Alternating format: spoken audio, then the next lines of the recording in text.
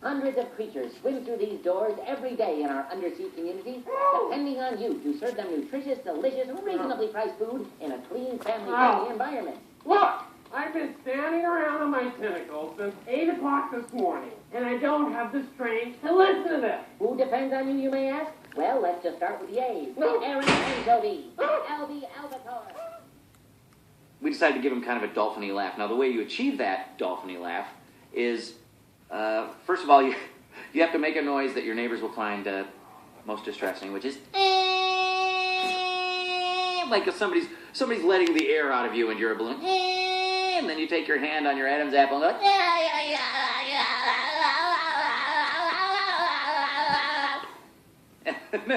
and then they give you money and your parents say, wow, that's weird that you can actually make a living doing that.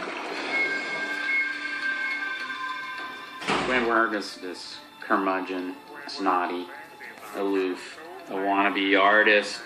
In a way, Squidward is the guy I can identify with most because he's a lot like us.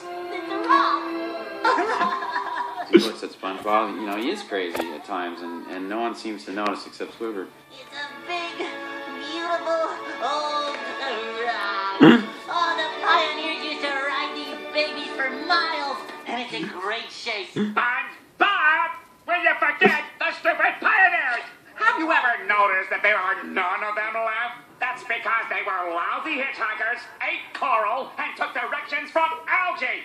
And now you're telling me they thought they could drive? Right. He's got a good heart. You just see it, covers it with this curmudgeon shell. I knew it. SpongeBob. You do care. No, I don't. I do not. That was just a cover. I don't. Yeah, you actually care for that thing? Squidward has this big honking nose, and he's a bit of a malcontent. And so I just put everything up in the nose and gave him the oh, please attitude, and, well, there it was. Hold on there, little square dude.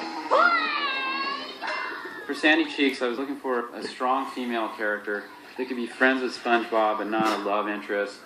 They really bang around and do karate together. They're kind of like stunt buddies.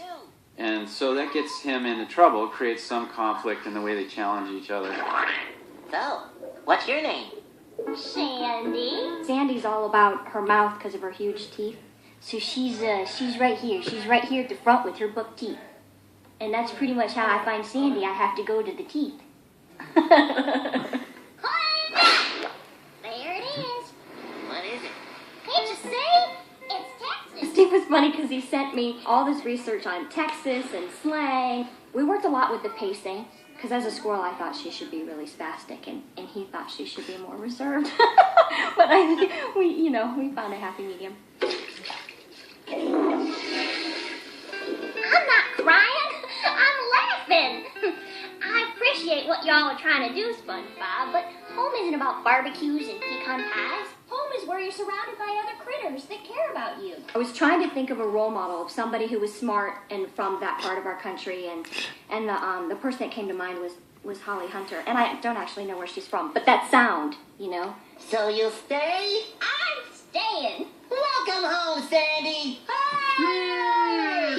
Who needs double Texas anyway? What did you say? Patrick is very, very low in bass and not very quick. There it is, SpongeBob. The carnival is back in town. Finding the character was really about feeding off SpongeBob or goading SpongeBob. I sense no danger here. How could they be dangerous? They're covered with free cheese. All I know is Mr. Krabs said, Patrick, don't do that. Cheesy. No danger here. Go on, try it. But Mr. Krabs said... SpongeBob, let me ask you something. Does this look dangerous? Does this look dangerous? Does this look dangerous? When Patrick goes off, I thought of a couple of the great Shelley Winters performances. Shelley Winters gone bad. Boom, I mean, she's nuclear. Heart on stick must die! kind of like to think that Patrick is having a little Shelley Winters there. I don't think I look very much like Shelley Winters, but it's more just how I feel.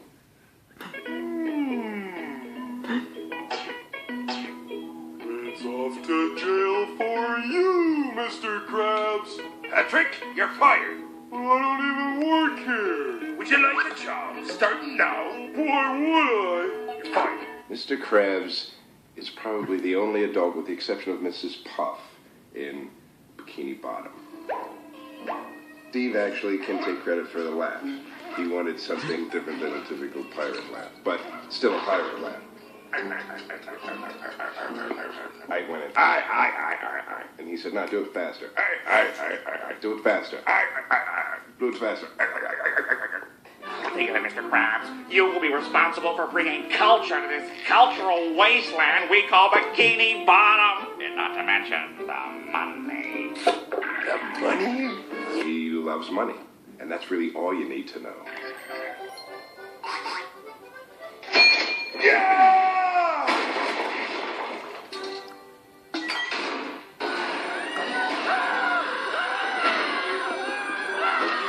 Can you spot him, Mr. Squidward? Down there, sir! Oh, there appears to be a Krabby Patty lapping in progress. There can be only one culprit. Plankton! Finally, victory is mine. I win!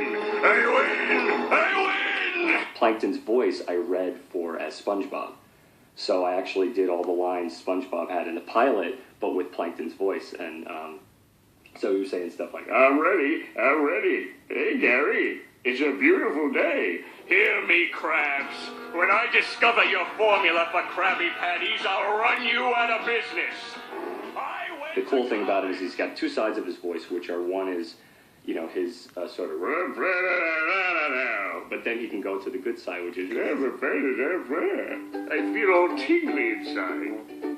Should we stop? No, that's how you're supposed to feel. Well, I like it. Let's do it again. Okay. A fish for frolic through all the flowers, you is for ukulele. And it's my nose picking, cherry gum and sun licking here with my best buddy. We've done some personal appearances, and little boys always come up and they want an autograph, and they slide over, you know, their paper to you, and they say, "Plankton's always mean." And you feel this like energy of they completely love it. They completely, it's like, he's mean all the time. I love it. And you're just, it's funny because you can see it's the same thing I would have connected with as a kid. All knees will bow to Plankton. Hail Plankton! I win!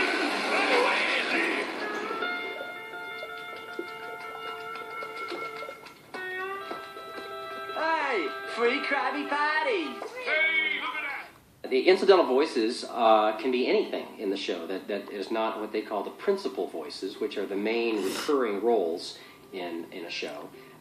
They are the little boy, the guy ordering a Krabby Patty. It's something different every show. I play incidental characters on SpongeBob SquarePants. The Halloween episode, I played a little girl fish who was making fun of SpongeBob, and in the Christmas episode, I played a little girl fish who had lost her two front teeth. So I kind of move around here and there. What is an incidental voice? Well, to me it is being at a wedding and telling a group of kids that you're not the voice of Sandy, but that you are on SpongeBob, and that you're just fish number 83, the occasional teen girl that's, oh, SpongeBob. It's different every show. It's like, you know, boy number 2 or, you know, eel number 76 or thought bubble number 7.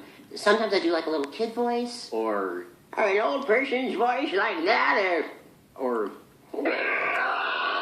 monsters. Off on the copfish. Son, we're looking for the maniac. Have you seen this man? Yeah.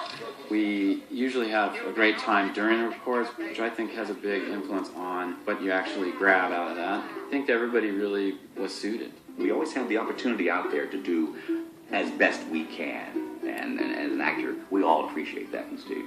They're all just really great people to be with, and people that I'm learning from all the time. I mean, astounded by some of the voiceover artists that come in there. It's like, I just need to step down because these are the masters. It sounds stupid to talk about cartoons this way, but you know, really, Tom and Bill and Carolyn and Roger as Squidward, for sure, they're not really in the room. The real people aren't really in the room for a few hours. It's Bikini Bottom, you know, very much like channeling. It's a very Shirley MacLaine kind of a thing, where for 4 hours, you're this sponge.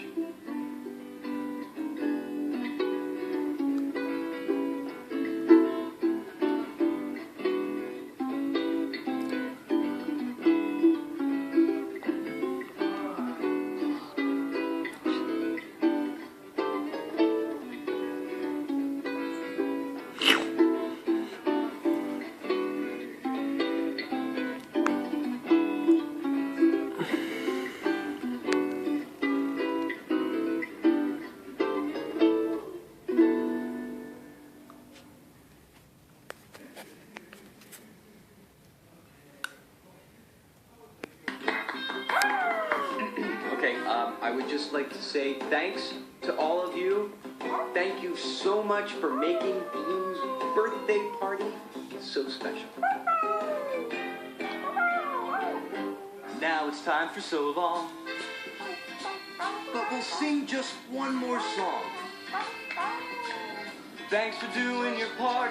You sure are smart. You know, with me and you and my dog Blue, we can do anything that we wanna do. Hello, Chip Boy.